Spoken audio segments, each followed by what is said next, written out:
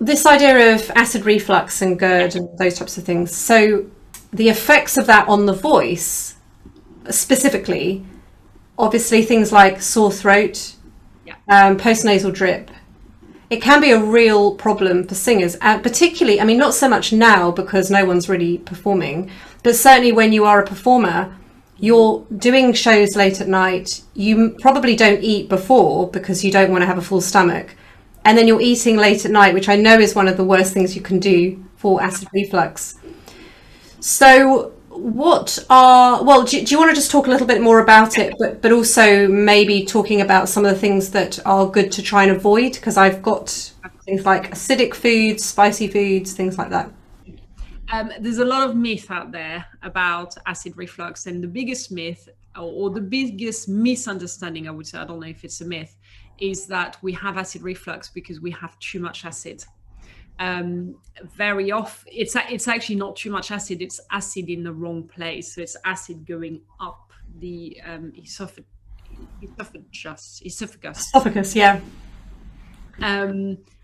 And so and one of the reasons why we often I mean, there can be a mechanical reason as to why the acid goes up. So if we're pregnant, obviously there's less room and it tends to come up. Yes. If we have hernias, if we have or if we lie down. So if we eat too late at night and then we lie down, obviously, it can go up. So these are the kind of more physical and mechanical reasons why that can happen. But one of the biggest reasons is because there is a little like a little gate in a way, but the sphincter, which closes the stomach from the esophagus. And that will only close properly if the stomach is acid enough. Right? So the pH has to come down below 3 for it to close properly. Wow. And so if our stomach isn't acid enough, then it doesn't close, and then obviously it can go up. And so that's the problem. It's not actually too much acid, it's actually quite often not enough acid, which then leads to the sphincter to stay open, and then the acid goes up. And that's what is quite often. So and there are loads of reasons why we have low stomach acid, which we can go on to talk about. But one of the most damaging things that people can do when they have acid reflux is to actually take anti-acid medication. Because what they're doing when they're taking these medications is they're actually making the problem worse, because it's going to keep on reducing the acidity of the stomach. Right. You then make the problem worse. So so when we have acid reflux, quite often we need to increase our acid as opposed to bring it down. Is that why having hot water and lemon is good for our gut? It can help. Yeah, it's actually not the reason why. Lemon juice and ginger can help the acid production, Right. but it doesn't actually. So interestingly, lemon is actually basic. It's alkaline. So it's not actually, although it tastes acidic, it's actually alkaline. But apple cider vinegar can help. So it can bring the acidity or the pH down. It can increase the acidity of your stomach. So apple cider vinegar can often be a kind of home remedy to a low acid stomach, or a stomach with not enough acid. Right. So, yeah. Yes. Yeah, okay. It's confusing between low acidity, high acidity, and all of that. But yeah, so apple cider vinegar can help. Yeah. Sorry. Go ahead. I was just going to ask. So, to be clear, then, so foods or drinks. So alcohol is acidic and coffee is acidic. Yeah. But those would not be helping us if we have acid reflux, for an example. No, they wouldn't. And actually, quite often people will say they have acid reflux So I think, I mean, this is again a mechanic. I'm not so entirely sure as to why that happens, but for sure, people will suffer from eating certain foods because either that's going to upset their stomach, but it could also be that it's actually the foods that the food can cause acid reflux, as in it goes up. But what tends to happen when you have chronic acid reflux is your esophagus becomes irritated, and then the food can become a problem, because then it goes up, and then that all gets irritated. But the exact dynamic of why, I mean, certainly food sensitivity, so food you're allergic to, can contribute to acid reflux. Absolutely. Sorry, excuse me, I needed to yeah, that's okay. reset my voice. So definitely food we're sensitive to can make the problem worse. But one of the biggest problem around acid reflux is stress.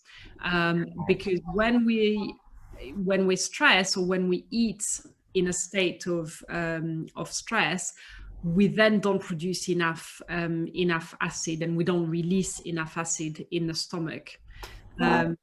And so making sure that we relax when we eat is one of the most important thing that we can do for helping ourselves if we have acid reflux. Interesting. So it's not only when you eat, because apparently, like, going to bed and lying, they say to kind of elevate yourself when you go to bed. Yes, exactly. Yeah, that's a mechanical thing of, because then your stomach isn't, or Yeah, but also just eating slower.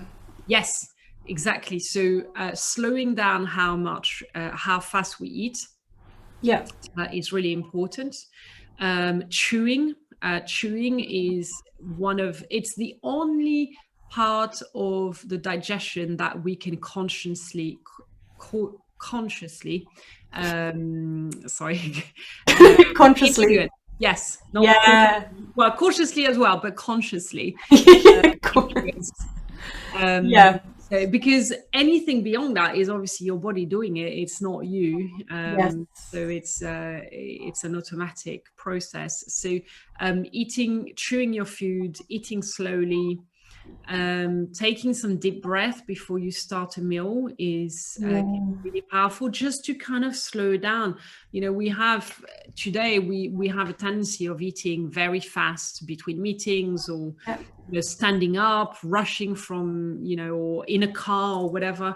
And we don't think about, what we're eating, or the facts that we're eating. We don't think about it.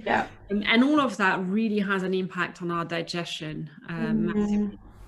And then you start getting into more, kind of esoteric stuff, but you need stomach acid in order to digest and get the nutrients out of the food you're eating. But you need those nutrients in the food you're eating in order to make the stomach acid that's going to help you digest. So you see how you then start having a bit of a vicious circle, because you haven't got the stomach acid, you're not digesting properly, therefore you don't get the nutrients that you need to make the stomach acid that's going to help you digest. So that's often the conundrum that I find myself when I'm working with clients, and that's why sometimes supplementing, with supplements is helpful, because it breaks that cycle. Yes. So are there any, other than the things like slowing down eating, trying not to eat too late, those types of things, are there, would you say then the kinds of foods that might cause inflammation in the body, the things that are causing excessive mucus, could also be things that are contributing to reflux? Absolutely. So adopting a diet of whole foods, so people talk about it as anti-inflammatory diet. I mean, essentially what we're talking about is whole foods that you have cooked at home from raw ingredients, and that will be loads of vegetables, loads of fruit, meat or fish if you choose to eat animal protein, legumes if you're choosing to eat plant-based diet, good quality grains. I eat very little grains, but they can be part of a healthy diet. But loads and loads of vegetables. The more you can have. That is one of the foods I would say that you probably can never have too much of. But if you're not used to, I would say a word of caution here, if you're not used to eating a lot of vegetables, you don't want to go from 0 to 10 in one day, because you're going to clog up your pipework. That's the nice way of putting it. Yes. You want to increase slowly, but vegetables really great. So a whole food diet, minimize sugar. Fats is it's a big category. You have good fats, you have not so helpful fats. But you need good fats. You need enough good fats. Actually, we've gone far too much the other way. Yeah. The time I think the world has moved on now from the low fats diet, but yes. But yeah, you need good fats. So nuts and seeds, brilliant. Loads of olive oil, coconut oil, not so much the refined oils of like sunflower and peanut oil and all that. They are inflammatory, so you want to avoid those yellow oils. I call them yellow oils, but that's the oils you want to avoid. So that's anti-inflammatory diet, really helpful. And of course, water. Yeah. So you can drink water. Yes, you need a good amount of water, but in the context of acid reflux and stomach acid, again, that's a really interesting thing. So our hydration is best taken outside of meals, especially if you're having animal protein. Animal protein is the most difficult food to digest. So if you have low stomach acid, that is potentially a problem. And if we drink a lot during our meals, what we're doing is we're reducing the acidity of the stomach, because we're diluting. So not too much liquid during the meals. It doesn't mean none at all. You can drink a little bit. Yeah. But it shouldn't be the bulk of your hydration, should not be in the meal. So if people are used to drinking 2 or 3 glasses of water with their meal and no water outside of the meals, try and swap and have 1 glass with your meal and then 2 or 3 glasses outside of the meals. Yes, because I had heard that before about not drinking water with your meal, and I didn't know what the reason was, so that's really interesting. Yes, it's to not dilute the stomach acid and impact the digestion. So I suppose the upshot really is that whether it's reflux or whether it's I guess also allergies like hay fever, as you say, is just an immune response. Yes. So it's all kind of the same. It's all kind of the same in terms of this type of food that you're talking about, whether it's allergies, whether it's reflux, whether it's excessive mucus, is going to help your body to cope. Yeah, absolutely. And so allergies is an interesting one, because an allergy is our body responding to something that it should not respond to. So, we shouldn't respond to pollen. It's ubiquitous, it's all around us. There's pollen everywhere. We should be able to eat strawberries or peanuts. We should be able to we shouldn't have a skin rash on putting something on our skin, whatever. These are all reactions to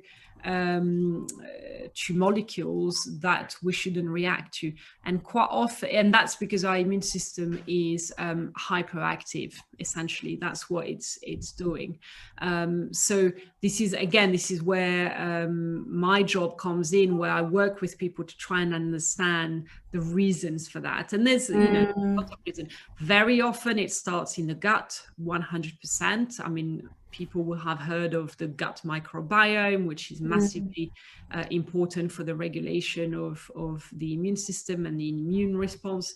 It can be a lack of certain nutrients which are needed for your immune system to be balanced, because that's what we're talking about ultimately, is you want a little bit of inflammation so you can fight off pathogens, but you want to turn it off when it needs to not, be in an inflammation state.